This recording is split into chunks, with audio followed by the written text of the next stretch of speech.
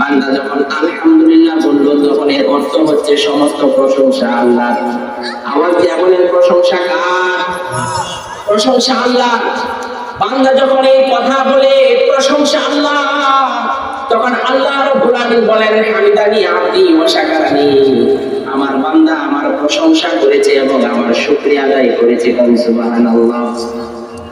এরপরে বান্দা যখন বলেন রব্বিল আলামিন, উভয় জাহানের মালিক হচ্ছে একমাত্র আল্লাহ, সারা পৃথিবীর মালিক হচ্ছে আল্লাহ, গোটা পৃথিবীর মালিক হচ্ছে আল্লাহ, এই কথা যখন বান্দা এই সূরা ফাতিহার মধ্যে বলেন, আল্লাহ রাব্বুল আলামিন বলেন শাহিদা আব্দি আন্নাহু রাব্বুল আলামিন। আল্লাহ রাব্বুল আলামিন বলেন আমার বান্দা সাক্ষী দিচ্ছে আমি হলাম পৃথিবীর বাদশা, আমি পৃথিবীর প্রতিপালক। প্রাণের ভাই, এই কথাগুলো আল্লাহ রাব্বুল আলামিন ফেরেশতাদের সাথে এভাবে বলতে থাকেন। এরপরে বান্দা যখন বলে আর রহমানির রহিম, বান্দা যখন বলে দয়াময় আল্লাহ যিনি অতিশয় দয়ালু, এই আয়াত যখন পাঠ করে আল্লাহ রাব্বুল আলামিন বললেন মাজ্জাদানি আবদি মাজ্জাদানি আবদি, আমার বান্দা আমার শ্রেষ্ঠত্বতা এবং বরত্বতা বর্ণনা করেছে। সুবহানাল্লাহ। এরপরে বান্দা যখন আবার বলে মালিক ইয়াউমিদ্দিন, বিচার দিবসের মালিক হচ্ছে একমাত্র আল্লাহ, এভাবে যখন বান্দা নামাজের মধ্যে সূরা ফাতিহার আয়াত পাঠ করে তখন আল্লাহ রাব্বুল আলামিন বললেন শাহিদা আব্দি আন্নাহু লা মালিকা লিয়াউমিদ্দিন। সুবহানাল্লাহ। আল্লাহ রাব্বুল আলামিন ফেরেশতাদের মাঝে বলে আমার বান্দা সাক্ষী দিয়েছে বিচার দিবসের জন্য কোনো মালিক নাই, একমাত্র আল্লাহ বলেন সেই দিনের মালিক, আর কেউ মালিক নাই, এই সাক্ষী দিয়েছে। প্রাণের ভাইরা, একটা বান্দা যখন এমন করে নামাজের মধ্যে এই আয়াতগুলো পাঠ করে আসমান থেকে আল্লাহ রাব্বুল আলামিন ওই বান্দার উপর খুশি হয়ে যান। সুবহানাল্লাহ। তাহলে এভাবে বান্দা যখন আল্লাহ তাআলার প্রশংসা করে, এভাবে বান্দা যখন আল্লাহ তাআলার প্রশংসা করে আর আল্লাহ তাআলা এই প্রশংসার কথাগুলো ফেরেশতাদের মধ্যে আলোচনা করেন। সুবহানাল্লাহ। তাহলে প্রাণের ভাইরা, আপনি আখরার মসজিদের মধ্যে আল্লাহর প্রশংসার কথা বললেন আর আল্লাহ রাব্বুল আলামিন ফেরেশতাদের মজলিসের মধ্যে আপনার কথাগুলো বলতেছেন, এই জন্য ফাতিহা লাভ করলে লাভ আছে না নাই? নামাজের মধ্যে সূরা ফাতিহা পাঠ করলে লাভ আছে না নাই? আল্লাহ রাব্বুল আলামিন এই পর্যন্ত বললেন এটা আমার, এই পর্যন্ত বান্দা এই সূরা ফাতিহা পড়ার সময় কার প্রশংসা করছে? সবগুলোর মধ্যে, সবগুলো আয়াতের মধ্যে একমাত্র আল্লাহর প্রশংসা করেছে। এই আয়াতের পরে আরেকটা আয়াত আছে ইয়াকা না'বুদু ওয়া ইয়াকা নাস্তাঈন। পারেন আপনারা আয়াতটা?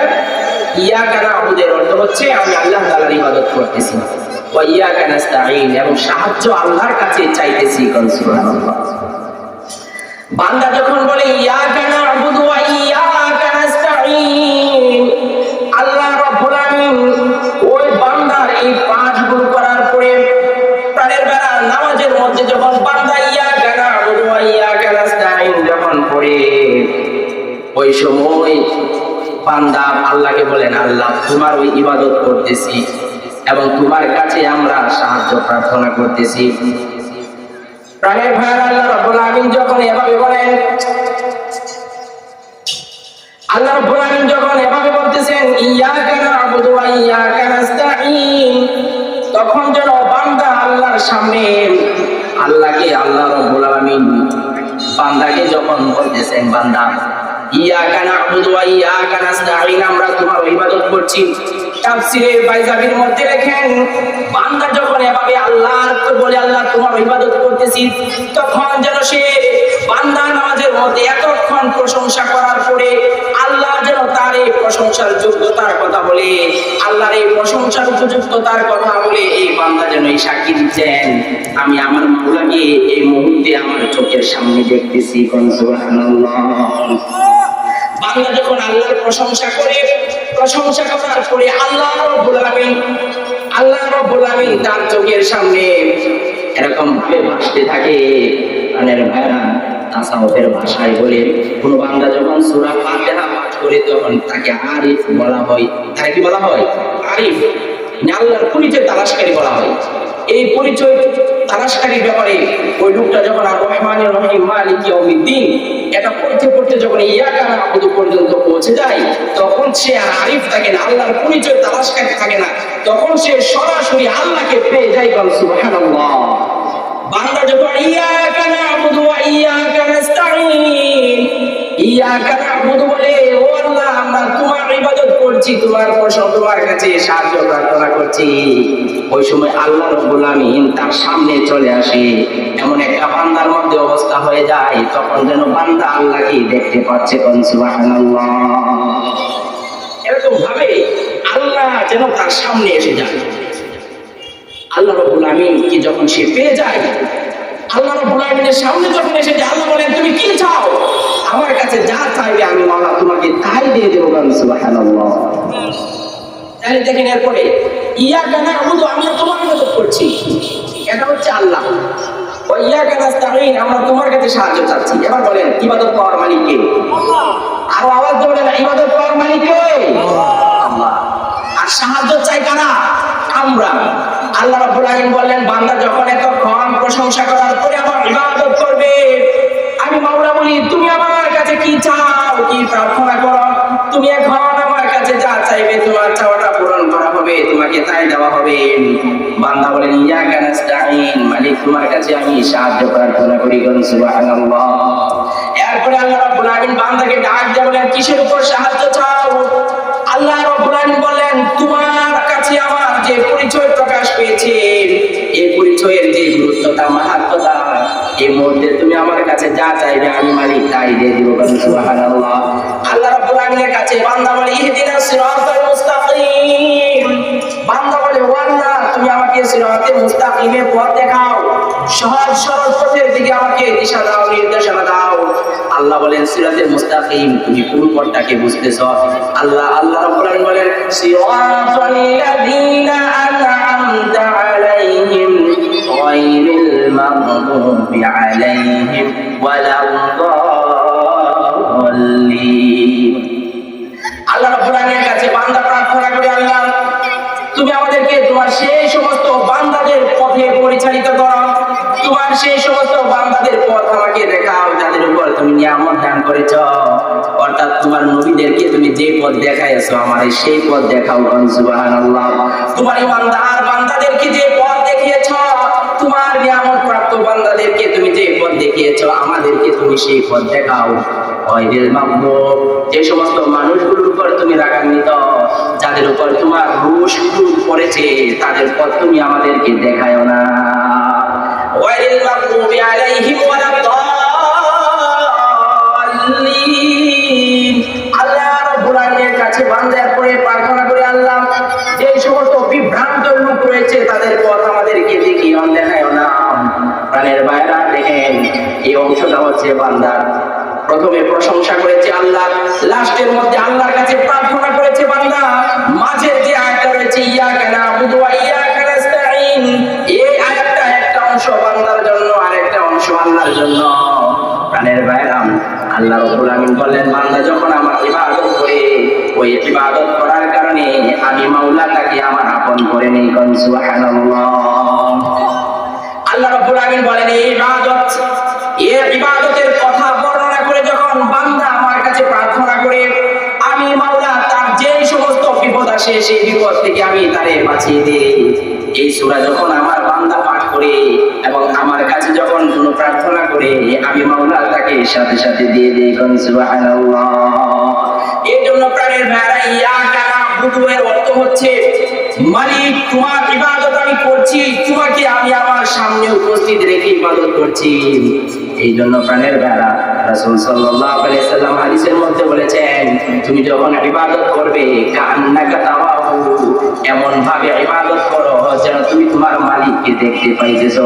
সুবহানাল্লাহ। এরপরে বিষ্ণু বললেন আর এটা যদি সম্ভব না হয়, ইবাদতের মধ্যে যদি তুমি আল্লাহকে দেখা যদি তোমার পক্ষে সম্ভব না হয়, তাহলে তুমি এমন ভাবে ইবাদত করো কান্নাহু ইয়ারা, এমন ভাবে তুমি ইবাদত করো যেন আল্লাহ তোমাকে দেখতে পাচ্ছে। তুমি যদি আল্লাহকে দেখতে না পাও তাহলে এমন ভাবে ইবাদত করো যেন আল্লাহ তোমাকে দেখছে। এই জন্য প্রাণের ভাইরা আলামিন আমাদের সবাইকে দেখতেছেন কিনা? আমাদের জীবন দেওয়ার মালিক কে? আমাদের মরণ দেওয়ার মালিক কে? আমরা সবকিছু পাই কার কাছ থেকে? সবকিছু পাই কার কাছ থেকে? আমাদেরকে দয়া করেন কে? আল্লাহ। সব পাওয়া, সব চাওয়া একমাত্র কার কাছে হবে? আল্লাহর কাছে হবে। কথা বুঝতে পারছেন সবাই? এজন্য বলেন আল্লাহ তুমি দয়ার সাগর রহমান রহিম, তোমার দয়ায় পূর্ণ আমার সারা নিশিদিন। আল্লাহ তুমি দয়ার সাগর রহমান রহিম, তোমার দয়ায় পূর্ণ আমার সারা নিশিদিন। তুমি মিটাও সকল চাওয়া দুদিন আগে পরে, তোমার কাছে সকল পাওয়া সবই তোমার তরে। তুমি মিটাও সকল চাওয়া দুদিন আগে পরে, তোমার কাছে সকল পাওয়া সবই তোমার তরে। প্রাণের ম্যাডাম, যা কিছু আমরা পাই না পাই সব কিছু হয় কার কাছ থেকে? আল্লাহ রাব্বুল আলামিনের কাছ থেকে হয়। এই জন্য আল্লাহ রাব্বুল আলামিনের কাছে যখন কোনো মানুষ যখন ইয়াকা না'বুদু ওয়া ইয়াকা নাস্তাঈন বলে সাহায্য প্রার্থনা করবেন, আল্লাহ রাব্বুল আলামিন বলেন আমি ওই মানুষটার আপন হয়ে যাই। সুবহানাল্লাহ। এই জন্য প্রাণের বেলা কোন মানুষ যখন সূরা ফাতিহা পাঠ করে আল্লাহর কাছে প্রার্থনা করেন, আল্লাহ রাব্বুল আলামিন ওই বান্দার প্রার্থনা ফিরিয়ে দেন না। বিশ্বনবী সাল্লাল্লাহু আলাইহি ওয়াসাল্লাম একদিন বিপদের মধ্যে পড়ে গেলেন, এক কাফেরের সঙ্গে পড়ে গেলেন, আতঙ্কের মধ্যে পড়ে গেলেন। তখন বিশ্বনবী বললেন ইয়া মালিকা ইয়াউমিদ্দিন, ও বিচার দিনের মালিক তুমি আমার এই বিপদ থেকে রক্ষা করো। সুবহানাল্লাহ। বিশ্বনবী সাল্লাল্লাহু আলাইহি ওয়াসাল্লাম এই আয়াত পাঠ করার পরে যখন আল্লাহর কাছে প্রার্থনা করলেন, আল্লাহ রাব্বুল আলামিন কাফেরের দিলের মধ্যে আতঙ্ক ঢেলে দিয়েছেন। সুবহানাল্লাহ। আল্লাহ রাব্বুল আলামিন কাফেরকে ভয়ের মধ্যে ফেলে দিলেন। প্রাণের ভাই, এরপরে ওই কাফের সে রাসূলের কাছে ক্ষমা চাইতে লাগলো। সুবহানাল্লাহ। তেমনি ভাবে সূরা ফাতিহার বরকত আল্লাহ রাব্বুল আলামিন এমন ভাবে দান করেছেন। বিশ্বনবী সাল্লাল্লাহু আলাইহি ওয়াসাল্লাম বলেছেন, হুযায়ফা ইবনুল ইয়ামান রাদিয়াল্লাহু তাআলা আনহু থেকে বর্ণিত, রাসূল সাল্লাল্লাহু আলাইহি ওয়াসাল্লাম বলেছেন ইন্নাল কওমা লা ইয়াবআথুন্নাল্লাহ, ইন্নাল কওমা লা ইয়াবআথুল্লাহু আলাইহিমুল আযাব হাতমান মাকদিয়া। আল্লাহ রাসূল সাল্লাল্লাহু আলাইহি ওয়াসাল্লাম বলেছেন নিশ্চয় আল্লাহ রাব্বুল আলামিন যখন কোন সম্প্রদায়ের উপর কোন জাতির উপর যখন নিশ্চিত অবধারিতভাবে কোন বিপদ পাঠান, আল্লাহ তাআলা নিশ্চিত এই বিপদ পাঠাবেন। কারণ কোন জাতির উপর যদি বিপদ পাঠান আর ওই গোত্রের মধ্যে ওই জাতির মধ্যে যদি কোনো বাচ্চা থাকে, কোন বাচ্চাও যদি ফায়াখরাজ সাবিয়্যুম মিন সিবিয়ানিহিম, বিশ্বনবী সাল্লাল্লাহু আলাইহি ওয়াসাল্লাম বলেন এই গোত্রের যে কোনো বাচ্চা যখন সূরা ফাতিহা পাঠ করে ফিল কিতাবিন, সূরা ফাতিহা যখন পাঠ করেন ফায়াসমাউল্লাহু, আল্লাহ রাব্বুল আলামিন তার ফাতিহা পাঠ করাটা শুনেন। সুবহানাল্লাহ। এরপরে আল্লাহ রাব্বুল আলামিন ফায়ারফাউল্লাহু আনহুল আযাবা 40 সানাতান 40 ইয়াওমান। এরপরে আল্লাহ রাব্বুল আলামিন ওই বান্দা ওই বাচ্চাটার সূরা ফাতিহা পাঠ করার কারণে সূরা ফাতিহা পাঠ করার বরকতে আল্লাহ রাব্বুল আলামিন 40 দিন পর্যন্ত এদের থেকে আযাবকে সরায়া দেন। সুবহানাল্লাহ। একবার যদি কোনো বাচ্চা ছেলেও যদি সূরা ফাতিহা পাঠ করে, আল্লাহ রাব্বুল আলামিন সূরা ফাতিহার বরকতে তাদের মধ্যে 40 দিন পর্যন্ত কোনো আযাব দেন না। সুবহানাল্লাহ।